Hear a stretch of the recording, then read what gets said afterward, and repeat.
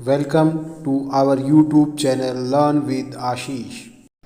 नमस्कार प्रिय विद्यार्थियों, लास्ट वीडियो में हमने मल्टीप्लिकेशन थ्योरी डिपेंडेंट इवेंट के केस में सीखी, कंडीशनल प्रोबेबिलिटी कह सकते हैं, हमने सीखी।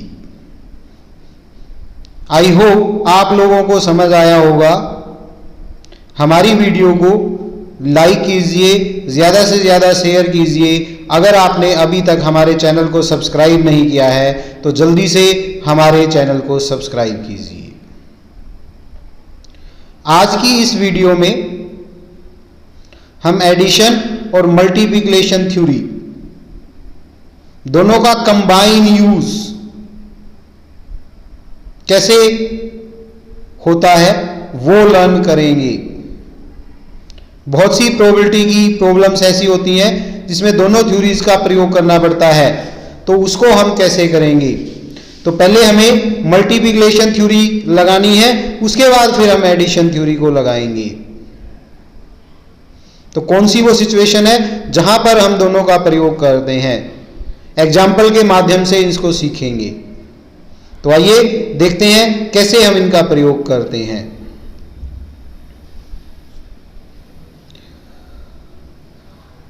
Application of both multiplication and addition theorem. There are various situations in the study of probability where both multiplication and addition theorem are used simultaneously. दोनों का एक साथ प्रयोग होता है। इन सिचुएशन में हम पहले मल्टीप्लिकेशन थ्योरम यूज करेंगे और उसके बाद एडिशन थ्योरम का यूज करेंगे। तो देखते हैं एग्जाम्पल से हम इसको कैसे करेंगे। फर्स्ट एग्जाम्पल है ए स्पीक ट्रूथ इन 75% केसेस।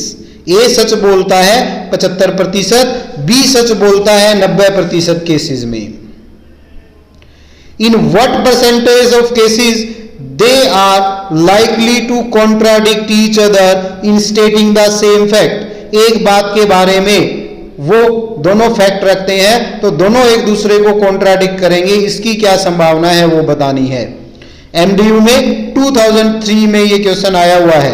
इसी तरह का क्वेश्चन केयूके में भी आया हुआ है। अक्सर इस तरह का क्वेश्चन पूछा जाता है। तो हम कैसे करेंगे। Probability that A speak truth, A सच बोलता है, इसको हमने लिया पी ए, 75% दे रखी है। सोल्व करेंगे तो ये आ गई 3/4। ए सच नहीं बोलता, दैट मीन्स कि वो झूठ बोलता है, पी ए डैश 1 - 3/4 करेंगे 1/4। सिमिलरली प्रोबेबिलिटी के B speak truth, P B लिखा, 90% दे रखी है। सोल्व करेंगे 9/10 आ गया। Probability B does not speak truth, P B dash से डिनोट करेंगे, 1 - 9/10 करेंगे 1/10 आ गया। अब हमें यह बताना है वो दोनों एक दूसरे को कॉन्ट्राडिक्ट करें। कॉन्ट्राडिक्ट कब करेंगे। सेम फैक्ट के बारे में, एक सच बोले दूसरा झूठ बोले। तो दो केस हो गए, ए सच बोल रहा है, बी सच नहीं बोल रहा, या ए सच नहीं बोल रहा और बी सच बोल रहा है। तभी दोनों को कॉन्ट्राडिक्ट करेंगे, तभी एक दूसरे के विरोधाभासी होंगे जब एक सही बोले और एक गलत बोले। तो दो सिचुएशन हो गई, पहला सही बोले दूसरा नहीं बोले, या पहला सही ना बोले और दूसरा सही बोले। तो दो केस होंगे। पहला केस होगा probability that A speak truth and B does not speak truth, तभी तो वो कॉन्ट्राडिक्ट करेगा। इसकी प्रोबेबिलिटी क्या होगी, P A into P B dash. P A था 3/4, पी बी डैश था 1/10। सोल्व करेंगे तो आ जाएगी 3/40। केस सेकेंड के A does not speak truth and B speak truth. B truth बोलता है, सही बोलता है, तो क्या होगी P A dash into P B. P A dash क्या है हमारी 1/4 और पी बी कितनी है 9/10। सोल्व करेंगे तो ये आ जाएगा 9/40। They contradict each other, either A speak truth and B does not, और A does not speak truth but B speak truth. तो 10 by addition theorem required probability क्या होगी, केस 1 केस 2। हमने क्या कहा, ए स्पीक करे ट्रुथ, बी ना करे, या ए स्पीक ना करे ट्रुथ और बी करे, तो या आ गया।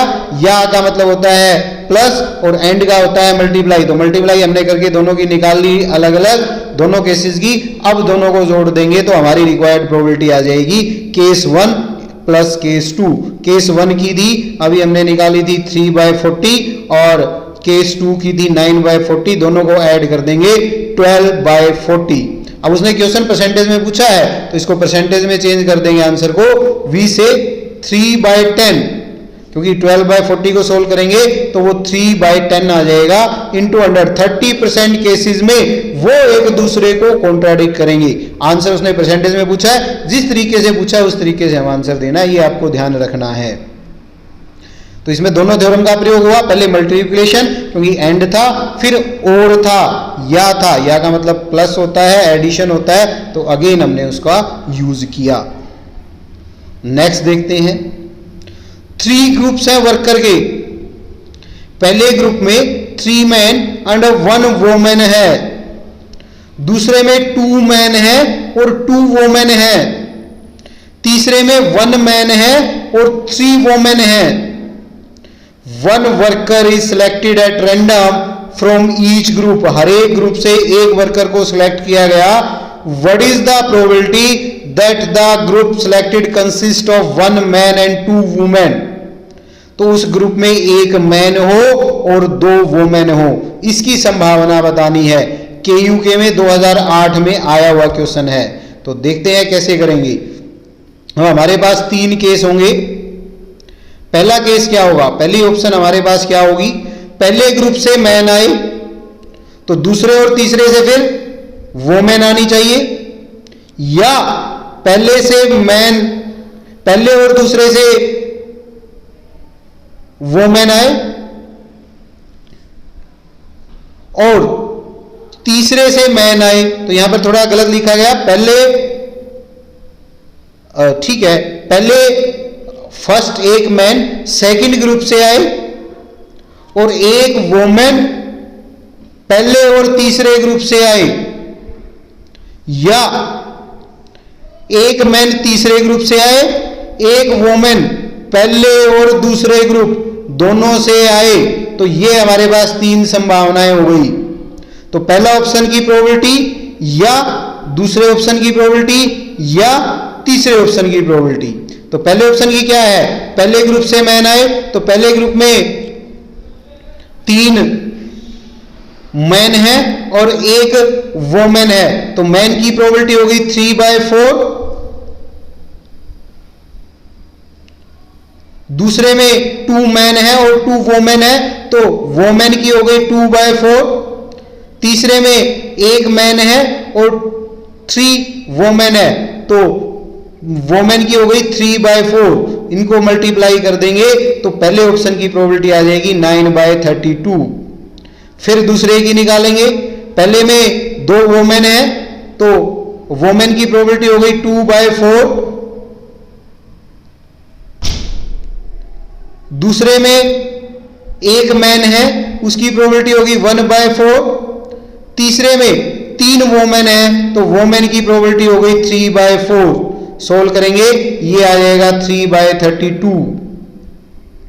इसी प्रकार तीसरे ऑप्शन में पहले में वोमेन एक है तो वोमेन की प्रोबेबिलिटी हो गई 1/4।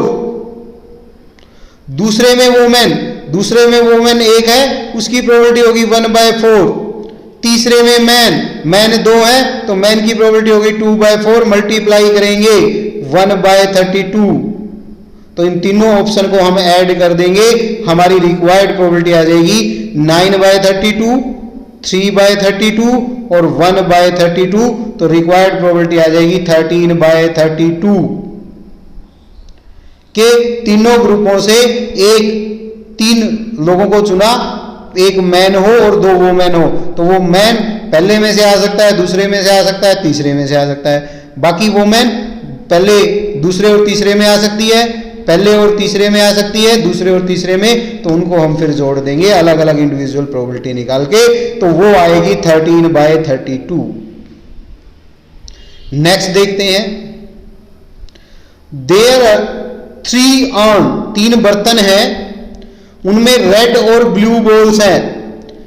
पहले बर्तन में 1 रेड और 2 ब्लू बॉल है, दूसरे अर्न में 2 रेड और 3 ब्लू बॉल हैं, तीसरे अर्न में 3 रेड और 4 ब्लू बॉल है। If 1 ball from each is drawn from 3 urn, find the probability that 3 ball consist of 1 red and 2 blue। तो सिमिलर जो हमने मैन और वोमेन का किया था, इसमें मैन और वोमेन की जगह ब्लू और रेड बॉल्स आ गई हैं। ये KUK में 2005 में आया हुआ क्वेश्चन है। तो सेम पैटर्न पे कि एक रेड पहले वो बर्तन से आए तो 2 ब्लू एक दूसरे से और एक तीसरे से आए, या पहले से ब्लू दूसरे से रेड और तीसरे से फिर ब्लू आए, या पहले से ब्लू दूसरे से ब्लू और तीसरे से रेड आए। तो ये 3 संभावनाएं हो गई। इन तीनों की हम इंडिविजुअल निकाल के ऐड कर देंगे। हमने यहां पर R stand for red, B stand for blue ball के लिए लिखा है। तो पहले अर्न में 1 रेड 3 ब्लू, टोटल 3 बॉल है। दूसरे अर्न में 2 रेड 3 ब्लू, टोटल 5 बॉल है। तीसरे अर्न में 3 रेड 4 ब्लू, टोटल 7 बॉल है। If 1 ball is drawn from each earn, 1 is red and 2 can be the come in the following वे। एक red और 2 blue किस तरीके से आ सकती है? पहले से रेड आए, दूसरे से ब्लू आए तथा तीसरे से ब्लू आए, या पहले से ब्लू आए, दूसरे से रेड आए तथा तीसरे से ब्लू आए, या पहले से ब्लू आए, दूसरे से ब्लू आए तथा तीसरे से रेड आए। तो हम इनकी required probability PR1 into PB2 into PB3 plus PB1 into PR2 into PB3 plus PB1 into PB2 into PR3 कर देंगे। तो पहले बॉल आर्न में हमारे पास बॉल्स थी 1 रेड, तो रेड की प्रोबेबिलिटी होगी 1/3। दूसरे से ब्लू आए, ब्लू थी 3, टोटल थी 5, तो 3/5 होगी। तीसरे में ब्लू आए, ब्लू थी 4, टोटल थी 7, तो ब्लू आने की हो गई 4/7। इन तीनों को मल्टीप्लाई कर देंगे। फिर दूसरा ऑप्शन, दूसरे ऑप्शन में पहले में ब्लू आए, ब्लू थी 2, तो 2/3 होगी। दूसरे में आए रेड, तो रेड थी 2, टोटल थी 5, 2/5 हो गई। तीसरे में आए फिर हमारी ब्लू, तीसरे में ब्लू थी 4, टोटल थी 7, 4/7, या पहले में ब्लू आए, ब्लू थी 2, टोटल थी 3, 2/3। दूसरे में ब्लू आए, दूसरे में ब्लू थी 3, टोटल थी 5। तीसरे में रेड आए, रेड थी 3, टोटल थी 7, 3/7। इन सब को मल्टीप्लाई करेंगे और ऐड कर देंगे तो सोल्व करेंगे। ये आ गया 4/35 पहले ऑप्शन में, दूसरे ऑप्शन में आ गया 16/105, तीसरे में आ गया 18/105। अब इन तीनों को ऐड कर देंगे, 4/35 प्लस 16/105 प्लस 18/105, एलसीएम आ जाएगा 105, 12 प्लस 16 प्लस 18, तो ये रिक्वायर्ड प्रोबेबिलिटी आ जाएगी 46/105 के एक रेड हो और 2 ब्लू हो। तो ये हमारी रिक्वायर्ड प्रोबेबिलिटी आ जाएगी।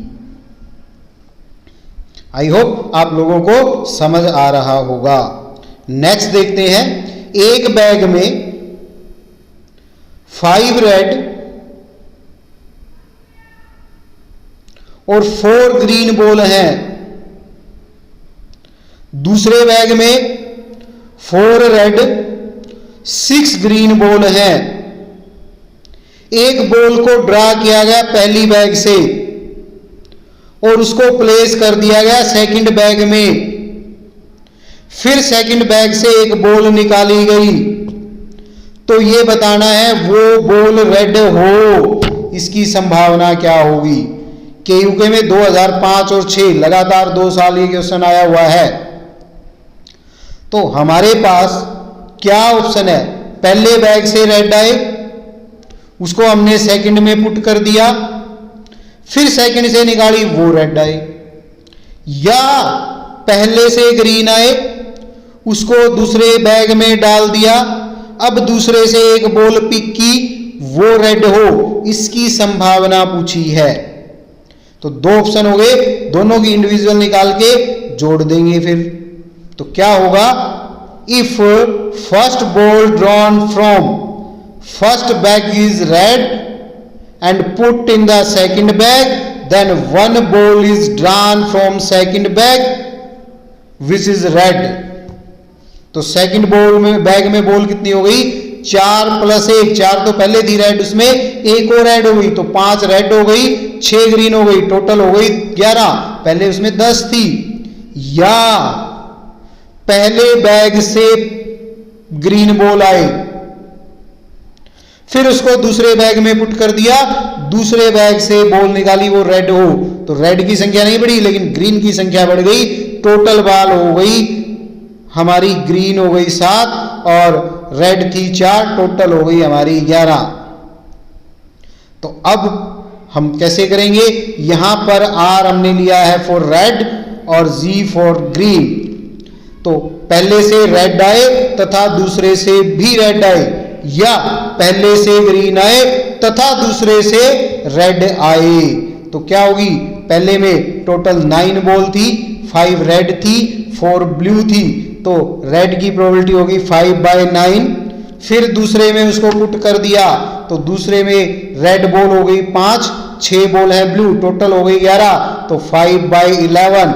या पहले में ग्रीन आए, ग्रीन थी 4, टोटल थी 9, तो 4/9। फिर उसको हमने दूसरे बैग में पुट कर दिया, दूसरे में हमारी 4 रेड थी और 7 ग्रीन हो गई, टोटल हो गई 11, रेड चाहिए 4/11। इनकी इंडिविजुअल निकाल के, तो पहले ऑप्शन की आ जाएगी 25/99, दूसरे ऑप्शन की आ जाएगी 16/99, दोनों को ऐड कर देंगे तो 41/99। तो हमारी रिक्वायर्ड प्रोबेबिलिटी होगी 41/99 कि एक बॉल पहले बैग में से निकालकर दूसरे में रख दी और दूसरे से फिर एक बॉल निकाली तो वो रेड हो, इसकी संभावना होगी 41/99। आई होप आप लोगों को समझ आया होगा। नेक्स्ट देखते हैं, एक बॉक्स है उसमें 8 रेड 6 ग्रीन बॉल है, एक दूसरा बॉक्स है उसमें 5 रेड और 4 ग्रीन बॉल है। One of these box is selected, पहले बॉक्स को सिलेक्ट किया तो दो बॉक्स है, पहले के आने की संभावना हो गई 1/2, दूसरे के आने की होगी 1/2। 2 balls are drawn from it, जो भी बॉक्स आया उसमें से 2 बॉलें निकाल ली गई, तो ये बताना है one is red and other is green, तो एक रेड हो और एक ग्रीन हो, इसकी संभावना बतानी है। There are 2 chances of selection the box, तो पहले बॉक्स के सिलेक्शन की कौन सा भी बॉक्स चूज करें तो बॉक्स के सिलेक्शन की प्रोबेबिलिटी होगी 1/2। फिर हमारे पास कि पहला बॉक्स आए और उसमें से हम एक रेड निकाले और एक ग्रीन निकाले, इसकी प्रोबेबिलिटी क्या होगी, तो पहले बॉक्स के सिलेक्शन की या बैग के सिलेक्शन की होगी 1/2। पहले बॉक्स में 8 रेड बॉल है, उसमें से एक आए तो 8C1, दूसरे हमारे पास ग्रीन है 6, तो 6C1 और टोटल हो गई 14 में से 2 तो 14C2। इसको सोल्व करेंगे तो पहले बैग का सिलेक्शन हो और उसमें से दोनों एक एक कलर की बॉल आए, उसकी संभावना हो गई 24/91। या हमारे पास ऑप्शन क्या होगा, दूसरा बैग सिलेक्ट हो, probability that second box is selected, फिर उसमें से एक रेड आए और एक ब्लू आए, उसकी संभावना बतानी है। उस बॉक्स में टोटल बॉल है 7, 5 हमारी टोटल बॉल है 9, तो 4 बॉल है हमारी रेड और 5 बॉल है रेड और 4 बॉल है हमारी ग्रीन। तो रेड 5 में से एक, पहला तो सेकंड बॉक्स आने की होगी 1/2, फिर उसमें से रेड बॉल आने की हो गई 5C1, ग्रीन बॉल आने की हो गई 4C1, टोटल हो गई 9C2। इसको सोल्व करेंगे तो ये आ गई 10/36। या तो पहला ऑप्शन आ सकता है या दूसरा ऑप्शन आ सकता है, दोनों को हम ऐड कर देंगे तो हमारी रिक्वायर्ड प्रोबेबिलिटी आ जाएगी 24/91 प्लस 10/36। सोल्व करेंगे तो ये आ जाएगा 887/1638। तो इस प्रकार से हम दोनों थ्योरम का प्रयोग करके इन क्वेश्चनों को कर सकते हैं। वीडियो हमारी पसंद आए लाइक कीजिए, शेयर कीजिए, और अगर आपने हमारे चैनल को अभी तक सब्सक्राइब नहीं किया है तो जल्दी से हमारे चैनल को सब्सक्राइब कीजिए। आप लोगों को अच्छी अच्छी वीडियो और आसान ट्रिक से कैसे आप प्रोबेबिलिटी को करो वो समझने को मिलेगा। नेक्स्ट है हमारा 3 men can hit the target with the probability that. पहला हिट करे 1/2, दूसरे के हिट करने की प्रोबेबिलिटी है 1/3, तीसरे के हिट करने की है 1/4। दे शूट साइमल्टेनियसली, उन्होंने एक साथ निशाना लगाया। What is the probability exactly to hit the target. ना तो 3 हिट करने चाहिए ना 1 हिट करना चाहिए, 2 हिट करे और 1 ना करे, इसकी संभावना पूछी है। दिल्ली यूनिवर्सिटी में आया हुआ क्वेश्चन है, तो देखते हैं कैसे करेंगे। पहले मैन के हिट करने की प्रोबेबिलिटी, उसको मैंने लिखा P1, तो ये 1/2 है, गिवन है, तो उसके हिट ना करने की प्रोबेबिलिटी क्या होगी, P1 डैश लिखा, 1 - 1/2, 1/2 आ गया। दूसरा मैन टारगेट को हिट करे, इसकी संभावना गिवन है, P2 लिखा, 1/3। दूसरा मैन टारगेट को हिट ना करे, P2 डैश लिखा, 1 - 1/3, तो ये आ गई 2/3। तीसरा मैन टारगेट को हिट करे, P3 लिखा, 1/4। तीसरा मैन टारगेट को हिट ना करे, P3 dash, 1 - 1/4, 3/4। We have to find the probability. अब हमें क्या करना है, हमें एग्जैक्ट 2 हिट करें टारगेट को, इसकी प्रोबेबिलिटी निकालनी है। तो इसकी प्रोबेबिलिटी हमारी क्या हो सकती है, पहला हिट करे तथा दूसरा भी करे तथा तीसरा ना करे, या पहला हिट करे दूसरा हिट ना करे तथा तीसरा हिट करे, या पहला हिट ना करे तथा दूसरा हिट करे तथा तीसरा हिट करे। तो हमारी रिक्वायर्ड प्रोबेबिलिटी क्या होगी, P1 into P2 into P3 dash plus P1 into P2 dash into P3 plus P1 dash into P2 into P3। इन तीनों को हम जोड़ देंगे तो क्या आ जाएगी, 1/2 इंटू 1/3 इंटू 3/4। इनकी हमारी P1 P2 P डैश इनकी जो रिस्पेक्टिव प्रोबेबिलिटी है वो हम पुट कर देंगे वैल्यू और सोल्व करेंगे। तो 1/2 into 1/3 into 3/4 plus 1/2 into 2/3 into 1/4 plus 1/2 into 1/3 into 1/4। Solve करेंगे तो ये आ जाएगा 3/24 प्लस 2/24 प्लस 1/24, ऐड करेंगे तो 6/24, सोल्व करेंगे तो 1/4। Exact 2 man hit the target, इसकी प्रोबेबिलिटी है 1/4। नेक्स्ट देखते हैं, probability that India win a football match against Pakistan is 1/3। Bharat Pakistan के खिलाफ अगर फुटबॉल का मैच खेलता है तो उसके जीतने की संभावना है 1/3। उन्होंने 3 मैच खेले तो हमें प्रोबेबिलिटी निकालनी है। Number 1, India will win all 3 matches. Number 2, India will lose all 3 matches. Number 3, at least 1 match India जीते, 1 जीते, 2 जीते या 3 जीते। और 4th निकालनी है, इंडिया कम से कम 2 मैच जीते। KUK में आया हुआ क्वेश्चन है, तो इसमें हमारी पीछे वाले जितने क्वेश्चंस हैं वो सभी थ्योरम्स को यूज करके हमारा रैपअप हो जाएगा, सारी तरह का इसमें यूज होगा। तो देखते हैं कैसे। Probability that India will win the football match against Pakistan, हमने उसको PW लिखा, वो दे रखी है 1/3। India will not win, that means India will lose against Pakistan the football match, उसकी प्रोबेबिलिटी लिखी PW डैश, 1 - 1/3, 2/3 आ गई। अब क्या पूछा है, India will win all the 3 matches, Bharat तीनों मैच जीते, इसकी संभावना क्या होगी, पहला भी जीते तथा दूसरा भी जीते और तथा तीसरा भी जीते। 1/3 इंटू 1/3 इंटू 1/3, तो पहला भी जीते, दूसरा भी जीते, तीसरा भी जीते। PW into PW into PW, 1/3 into 1/3 into 1/3, तो 1/27 होगी। फिर दूसरे में पूछा है India will lose all 3 matches, तीनों मैच लूज कर दे, पहला भी लूज करे, दूसरा भी लूज करे, तीसरा भी लूज करे, तो क्या होगी required probability PW dash into PW dash into PW dash 2/3 into 2/3 into 2/3, तो ये आ जाएगी 8/27। फिर पूछा है इंडिया कम से कम एक मैच जीते, इसकी संभावना बतानी है, तो हम क्या करेंगे 1 में से सभी मैच हार जाए उसको लेस कर देंगे, तो 1 minus PW dash into PW dash into PW dash, तो एक भी मैच ना जीते उसकी संभावना अभी हमने निकाली है 8/27, 1 में से माइनस कर देंगे तो वो कम से कम 1 जीते, 2 जीते या 3 जीते, उसकी संभावना आ गई 19/27। फिर पूछा है इंडिया एटलीस्ट 2 मैच विन करे। अब अलग अलग सिचुएशन हो सकती है, पहला जीते, दूसरा जीते तथा तीसरा हार जाए, या पहला जीत जाए, दूसरा हार जाए, तीसरा जीत जाए, या पहला लूज करे, दूसरा भी जीते और तीसरा भी जीते।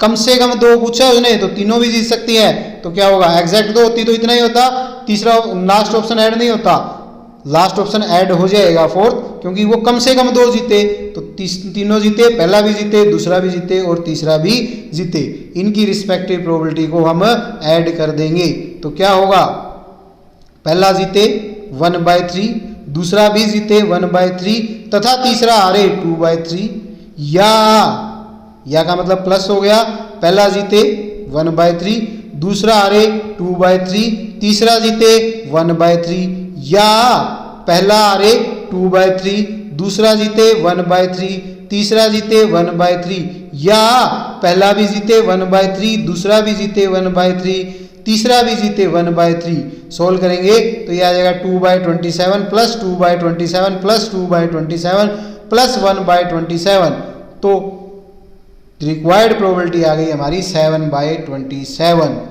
तो इस प्रकार से इस तरह की प्रॉब्लम्स में हम एडिशन और मल्टीप्लिकेशन दोनों थ्योरम का प्रयोग किया।